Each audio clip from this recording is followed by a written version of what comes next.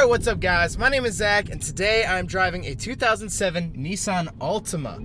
Up front is a 3.5 liter V6 and down below is a 6-speed manual gearbox.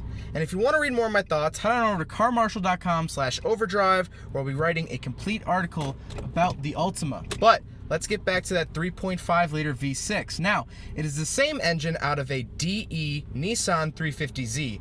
It has a similar head design to the HR version, but it's really a DE bottom end. Which, if you guys saw my Nissan 350Z review, that car was a DE. That car was a lot of fun. That car had a lot of torque, and that really carries over to the Altima. Now, I wouldn't be doing this review if this car weren't stick shift, because honestly, Altimas without a stick shift, pretty boring. But the fact that this is a V6 stick shift is actually a little bit of a rarity, and it's really cool. So thank you, Matt, for letting me do this review. Now, like I said, this is stick shift. It's a 6-speed. It's actually a French transmission. It's a Renault transmission, which Matt told me, which is interesting. I always forget that companies kind of buy and sell parts to each other. So I never knew that these had Renault transmissions. Kind of a fun little fact. But that being said, I like the transmission a lot. It's really notchy. And overall, it makes this Altima a really fun car to drive. I've seen this pattern many times in Nissan, and that is that they have sports cars. Yes, they have 350Zs and they had Skylines and GTRs and stuff like that.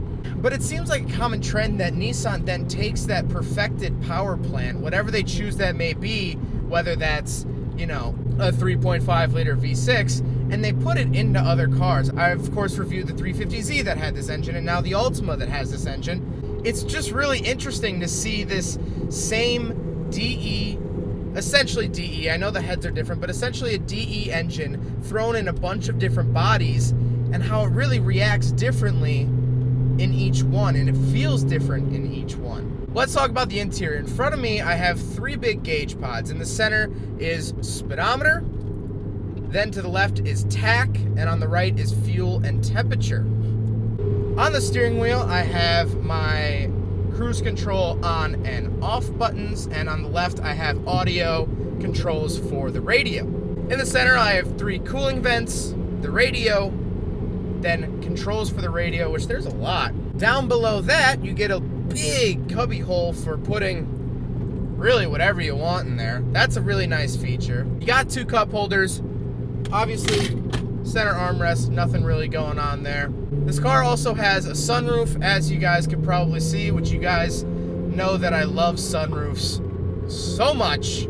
And again, another Nissan trait really shows through is that this is a pretty basic interior. I drove the Skyline GTST, I drove the Nissan Laurel, and they all had pretty basic, yet very functional. I'm not saying that these are bad interiors, it's just they don't really load up on the features. Those are the track brakes at work, folks. As you'll notice, this car is purple. This is not a factory color. Matt actually wrapped the car himself. The wrap job was actually done really well, and I actually really like the color. It's a really cool and interesting color, and I'd actually love to see it on a 350Z.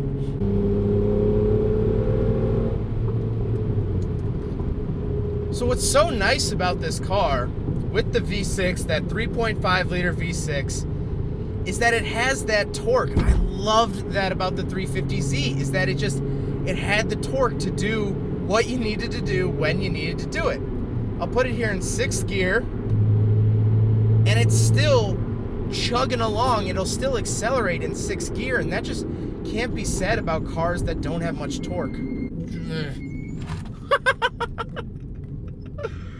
God, these brakes work too good. It's so fun to rev out, and especially given that manual transmission, obviously you can select a gear and rev it out at your own will, and that's what makes this car fun. Like I said earlier, I would not be reviewing this had this car been automatic. There's just something about it. One weird thing I did notice about the car, Matt pointed out to me, but as I was driving, I started to notice it. The hood is aluminum. The hood is super lightweight, which is good. But while you're driving, it'll kind of waver in the wind, and it kind of freaks you out at first when you see it kind of bubbling like that, but it's secured down. As long as you keep it down, it won't fly up and nail your windshield. But in terms of a car, this is an amazing daily. I mean, really, it's fun. You have the power. There is AC. I know you guys probably see me sweating. I do these reviews with the AC off, so then the wind blowing doesn't mess up the microphone. But let's see here. Let's get this bad boy going. Oh, yeah. That feels nice. This is an awesome daily, especially if you could find the V6 with the 6-speed manual. It's super fun. You have that torque. It's kind of lackluster in features in here, but then again, this is a 2007. You can't ask too much of it. And essentially, this is a big body 4-door 350Z.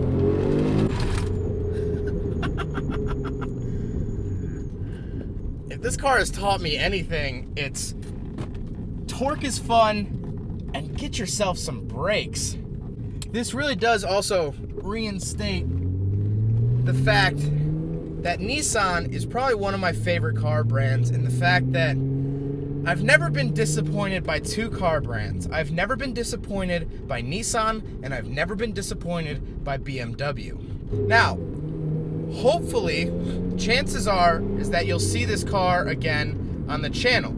Not for a while, but I think you will see it again, because Matt, the owner of this car, has a lot of plans for this car. He wants to build the engine, suspension, because he put it on track twice now, I believe, and it's been awesome. This thing keeps up with a lot of different cars. And so this car will be built and changed, and hopefully it'll be re-reviewed down the road. Well, I hope you guys enjoyed the video. I hope you guys learned something about the manual V6 2007 Nissan Altima. If you want to read more of my thoughts, head on over to carmarshall.com/overdrive. But again, hope you guys enjoyed it. Don't forget to rate the video, comment on the video, and subscribe if you really liked it. Take care, guys. There goes a sight from my soul.